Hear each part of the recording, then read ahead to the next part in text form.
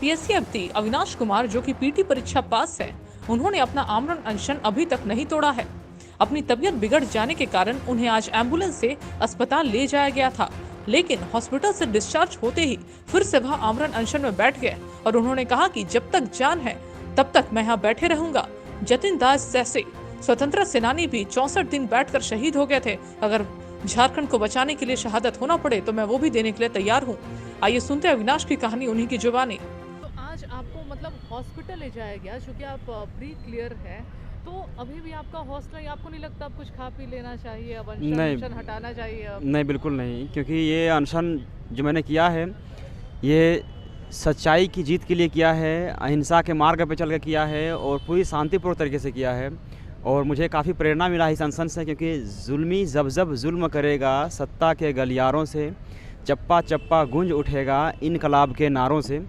और आज मैं अपने दृढ़ इच्छा संकल्प के साथ फिर से मैंने अपना अनशन का देखिए क्या स्वरूप आया है। कितना दुख के साथ कहना पड़ता है कि जब जेपीएससी कार्यालय के बाहर जब अनशन कर रहे थे तो पुलिस 12 बजे रात को आती है और बर्बरतापूर्वक बलपूर्वक प्रयोग करते हुए हमें वहाँ से खदेड़ देती है। फिर जब हम बापू वाटिका जाते हैं तो वहाँ से भी हमें खदेड़ के भगा देती है। और इस तरह से 1 दिन 2 दिन 3 दिन 4 दिन तक लगातार भगाने का प्रयास करती है। फिर छठवां दिन अंततः वो सफल भी होती है और मुझे भेड़ बकरी के जैसा एम्बुलेंस में डाल करके ज़बरदस्ती, मेरा तबीयत अभी, क्योंकि हम बस सदर अस्पताल से डिस्चार्ज होकर आए ही थे कि तुरंत फिर से हमें ज़बरदस्ती मतलब अस्पताल के लिए भेज दिया गया, रिम्स के लिए। और मैं रिम्स में जाने के बाद भी, वहाँ पहुँचने के बाद भी 2 घंटा वहाँ पे धरना दिया और फिर मुझे लगा कि इस धरने को, इस अनशन को लगातार जारी रखना चाहिए। और मैंने इस अनशन को फिर से राजभवन में ज़िंदा रखा है और मैं अपना अनशन तब तक ज़िंदा रखूँगा जब तक सरकार हमारी मांग को सुनने लेती। लेकिन अगर इन केस आपके साथ कुछ और तबीयत खराब होता है, ठंड का मौसम है, आप खा पी बिल्कुल नहीं रहे, कुछ और अगर तबीयत खराब होता है तो फिर आपके पेरेंट्स भी तो है ना? पेरेंट्स को तो सरकार जवाब देगी ना। मेरे पेरेंट्स जो सवाल करेंगे, मेरे पेरेंट्स के लिए क्या सोचती है वो सरकार जवाब देगी ना। क्योंकि बापू वाटिका में मेरा बहुत सारा सुविधा था रहने का, सोने का, वहाँ से मुझे खदेड़ दिया गया, भगा दिया गया ज़बरदस्ती ज़बरन। अब मैं यहाँ पे आया हूँ, हालांकि मुझे यहाँ पे कोई सुविधा नहीं है। आप देख सकते हैं कि बस एक केवल मेरे पास ये पतली सी चद्दर है और मैंने एक शॉल ओढ़ा हुआ है, बस इसी शॉल में मुझे रात भी काटनी है।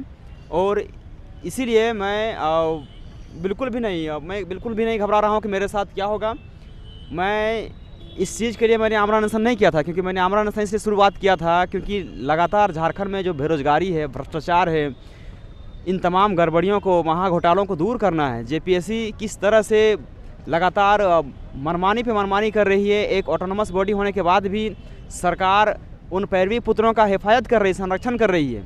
तो ऐसे में हम जैसे काबिल और होनहार जो योग्य व्यक्ति हैं उनके साथ न्याय कौन करेगा।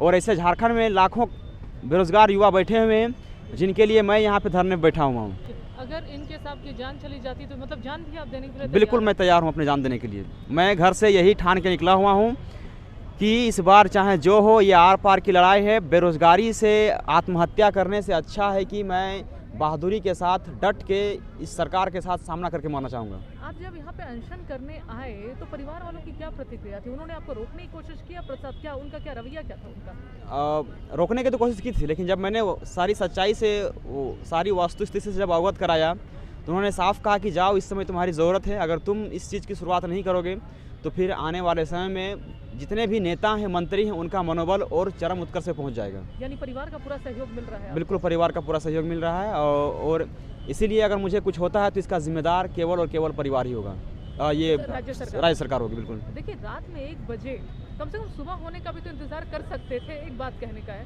लेकिन रात में 1 बजे ठंड में इस तरीके से होटवार जेल ले जाना, ये क्या कहेंगे इसको? पूरा चाह अराजकता ये? बिल्कुल ये अराजकता है, जंगल राज चल रहा है। जहाँ देखिए ना, हमने क्या मांगा था सरकार से? जो बिना OMR शीट का कैसे कोई रिजल्ट दे सकता है, हमने उस पर प्रश्न चिन्ह लगाया था। नेचुरल जस्टिस देने का अधिकार हाई कोर्ट को होता है, सुप्रीम कोर्ट को होता है, ना कि किसी आयोग को होता है। उसने दिया, हमने उसमें प्रश्न चिन्ह लगाया था।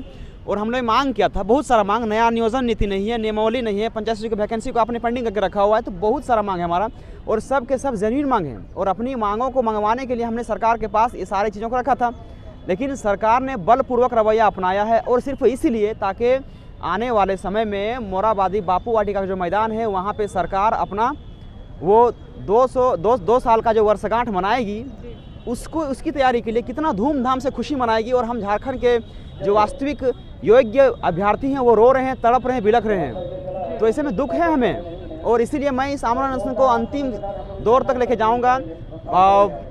आपने देखा होगा कि बहुत सारे ऐसे क्रांतिकारी हैं जिन्होंने कभी 54 दिन तक से 64 दिन तक का आमरण अनशन पूरा किया है। जतिन दास का बिल्कुल 64 दिन तक।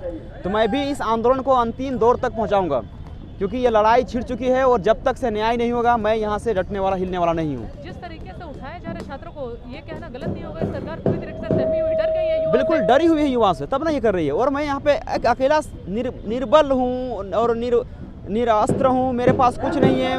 मैं भूख हड़ताल पे बैठा हुआ हूँ और उसके बाद भी ये सरकार लगातार किस तरह की मनमानी कर रही है, आप देख ही सकते हैं। आप युवा को क्या कहेंगे, झारखंड के युवा को क्या संदेश देना चाहेंगे? झारखंड के युवा मेरे साथ हैं और झारखंड की युवा ही मेरी ताकत है, क्योंकि वो युवा मेरे साथ हैं। और वो युवा को जिस दिन भी बोलेंगे ना कि पूरे राज्य स्तर में आंदोलन होना चाहिए, उस दिन राज्य स्तर में आंदोलन होगा।